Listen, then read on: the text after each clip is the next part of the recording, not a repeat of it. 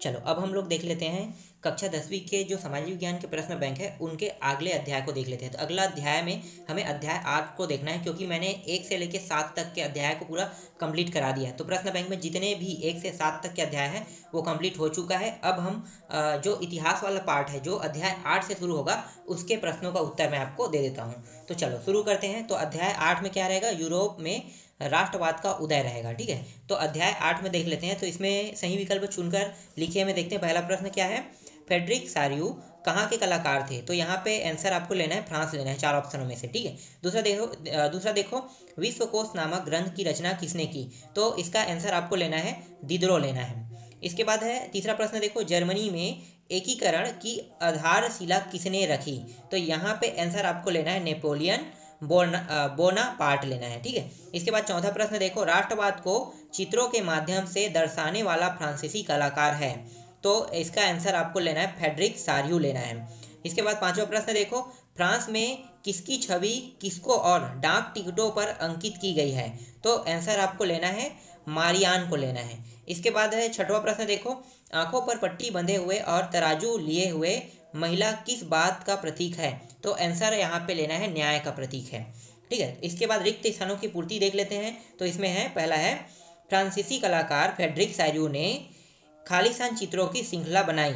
तो यहाँ पे देखो 2 है, 4 है और 6 दिया हुआ है पीछे में। तो क्या लेना है, यहाँ पे 4 लेना है। इसके बाद दूसरा प्रश्न देखो, राष्ट्रवाद की पहली अभिव्यक्ति सन खालिस्तान में फ्रांसीसी क्रांति के साथ हुई थी। तो यहाँ पे आपको आंसर लेना है 1789 लेना है। इसके बाद है तीसरा प्रश्न है, 1804 में नागरिक संहिता जिसे आमतौर पर खालिस्तान संहिता के नाम से जाना जाता है, तो कौन सा किसे जाना जाता है? तो नेपोलियन को। तो यहाँ पे आप नेपोलियन लेना है। ठीक है, यहाँ पे आगे आते हैं। इसके बाद है गलीसिया में कुलीन वर्ग खालिस्तान भाषा बोलता है। तो यहाँ पे आपको लेना है पोलिश भाषा बोलता है। इसके बाद है पांचवा प्रश्न है, 1871 के बाद यूरोप में गंभीर राष्ट्रवादी तनाव का स्रोत खालिस्तान क्षेत्र था। तो यहाँ पे आपको आंसर लेना है बाल्कन क्षेत्र था। ठीक है, तो यहाँ पे बाल्कन आ जाएगा इसमें।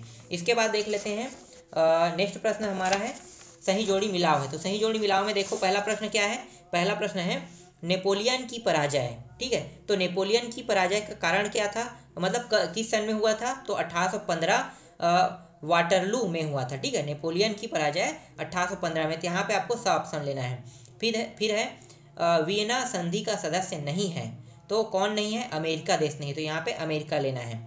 इसके बाद नेक्स्ट देखो, जूसेपे गैरिबाल्डी।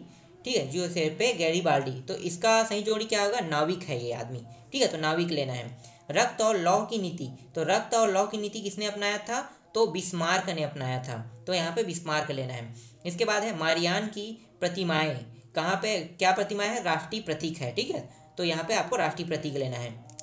इसके बाद एक वाक्य में उत्तर देखते हैं। तो पहला है, स्टेट जनरल का नाम बदलकर क्या रख दिया गया? तो यहाँ पे आपको आंसर लेना है नेशनल असेंबली लेना है। 1813 में लाइप्जिग की लड़ाई हारकर फ्रांस लौटते हुए डाकिये के क्षेत्र में किसे दर्शाया गया है? तो नेपोलियन को। इसके बाद है नेपोलियन ने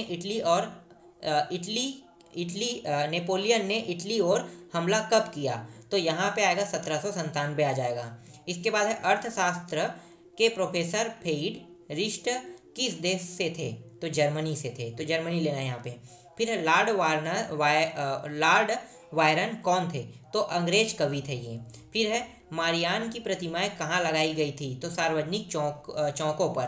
ठीक है, यहाँ पे सार्वजनिक चौकों पर लेना है। फिर है 1861 में किसको एकीकृत इटली का राजा घोषित किया गया? तो यहाँ पे आप आंसर लेना है इमैनुअल द्वितीय को। इसके बाद है जालवे राइन क्या था? तो यहाँ पे आपको लेना है शुल्क संघ था। ठीक है, शुल्क संघ लेना है। इसके बाद सत्य असत्य देख लेते हैं। तो यहाँ पे है वीना सम्मेलन की मेजबानी ऑस्ट्रिया के चांसलर मेटरनिख ने की थी। ये सही है कि गलत है? तो यहाँ पे आपको लेना है सत्य लेना है। ठीक है, सही है मतलब। इसके बाद 1815 में स्थापित रूढ़िवादी शासन व्यवस्थाएं निरंकुश थी। सही है कि गलत है? तो ये भी सही है। ठीक है, तो यहाँ पे आपको सत्य लेना है। 19वीं सदी के मध्य में इटली 10 राज्यों में बैठा था। तो ये सत्य है कि असत्य है? ये असत्य है। 1804 में नागरिक संहिता की अनागरिक संहिता को आमतौर पर हिटलर की संहिता के नाम से जानते हैं। सत्य है कि असत्य है? ये असत्य है। लाल टोपी, तिरंगा और कलंगी स्वतंत्रता और गणतंत्र के चिन्ह थे। सत्य है कि असत्य है? ये सत्य है। तो आपके जो अध्याय 8 में जितने भी प्रश्न थे, वो सारे प्रश्न जो प्रश्न बैंक में थे, उन सारे प्रश्नों का मैंने आपको उत्तर दे दिया है। इसके बाद हम लोग नेक्स्ट अध्याय को देखेंगे।